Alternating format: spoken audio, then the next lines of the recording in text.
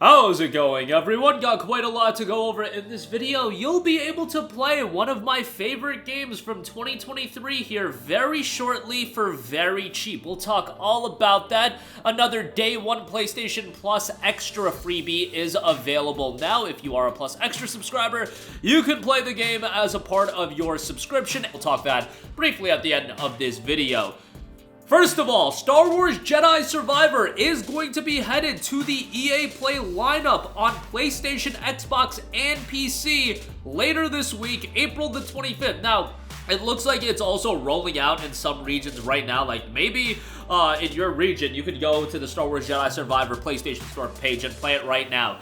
Jedi Survivor is an interesting game, man. Obviously, there was a lot of pushback, and rightfully so, on this game's performance. It was fairly egregious on all platforms, but none more egregious, I think, on PC. And I played this game on PC, and guys, it was awful on PC. I'm telling you guys, when I initially played this game, and I got a pre-release copy of this game, thank you EA, but that ain't gonna save you from me crapping on you.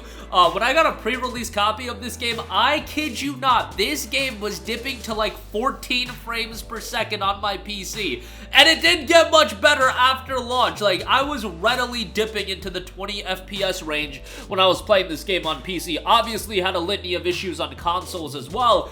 And it's really unfortunate because even with performance issues that bad, Star Wars Jedi Survivor is a game that I still enjoyed so much that I completed the game twice, back-to-back playthroughs right out the gate. I generally don't do that for video games these days unless it's a shorter game like Resident Evil 4 or Resident Evil Village, but with Star Wars Jedi Survivor, it's an expansive game and it's a much bigger game than Star Wars Jedi Fallen Order.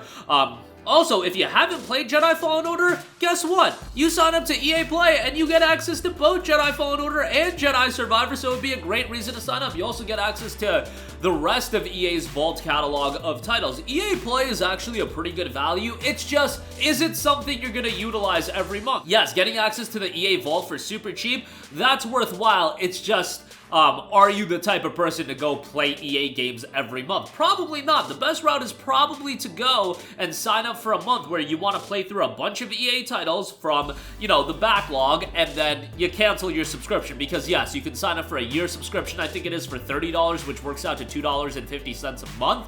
But most people aren't playing like EA games every month. I mean, if you are, more power to you, but most people aren't doing that. I would sign up for a month. You could easily complete Jedi Survivor in a month. I mean, if you do try to do all the content, Jedi Survivor is a fairly expansive experience, but, you know, a month at a time, you guys are gamers. You can sink in 30 hours, 40 hours in a game in a month. That shouldn't be too big of a deal, but nevertheless, love Jedi Survivor.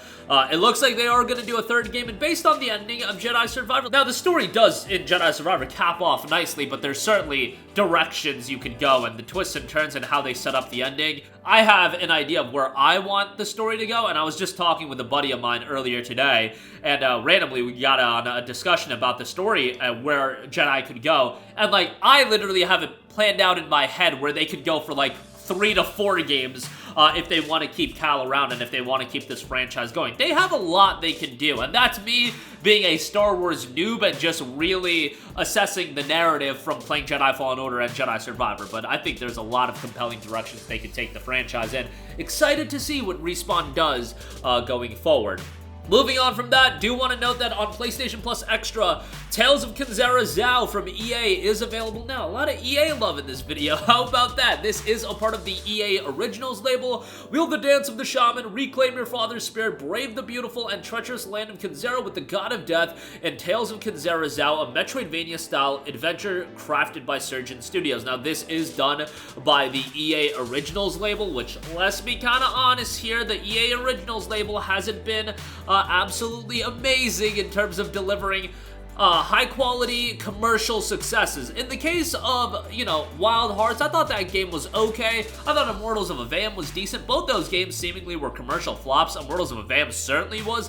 Tales of Kinzera Zhao is currently sitting at a 76 on Metacritic, which is fairly good, and it's a part of a PS Plus Extra subscription. I think these are the level of titles that we need to see more of in PS Plus, but At the same time, I don't want Sony to deliver more day one titles, which they are. Dave the Diver, Tales of Kinzera, there's another one coming in May, which I want them to do that, but I don't want that to take away from them also adding classic titles, older PlayStation games, and I feel like with the month of April, that kind of happened. Like, the titles that we got added outside of Tales of Kinzera and Dave the Diver day one games, which I'm obviously going to value a little higher, but outside of that, it was rather lackluster. So hopefully in May, we could have a little bit of a jolt up in the classics catalog as well. Not the classics in the sense that PS Plus premium titles, but just in the sense of older PS4 games. And when I say older, I mean, you know, anything from 18 months old to, you know, 5-7 years old. There's a lot of quality games you can add to the service, and I think there's still a lot of potential for the service to expand, even if it's not going to be Game Pass. I never asked it to be Game Pass,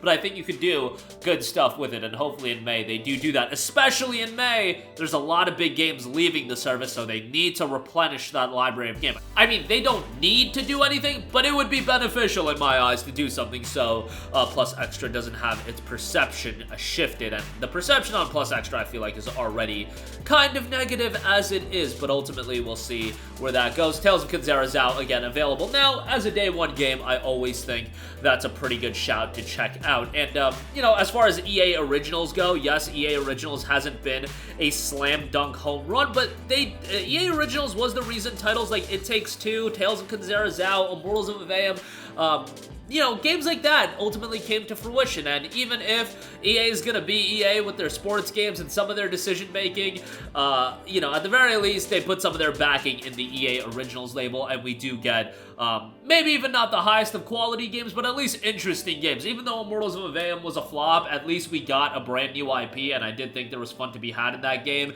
And Wild Hearts as well. I thought there was fun to be had in that game as well, but unfortunately, that game just didn't have a lot of support post-launch. They supported it for a little bit, but that support did end fairly quickly for the type of game Wild Hearts was going for. But what can you do? These are the ways things go in gaming. But that is going to do it for me. Again, Star Wars Jedi Survivor is headed to EA Play. Guys, I love Jedi Survivor. Thought it was a great game. They did update the performance mode, by the way, and it's much better than what it initially was. Is it perfect? Absolutely not. But if you do want 60 frames per second, you can go that route. Obviously, you can play at a consistent 30 FPS as well. There were rumblings that they were going to port this game to PS4 and Xbox One. By God, please don't do that. That just sounds like a train wreck waiting to happen, so please don't do that. And another PS Plus Day 1 title available on Plus Extra. Go check that out. That's going to do it for me. Sound off with all of your thoughts in the comments section down below. Thank you for watching, and goodbye.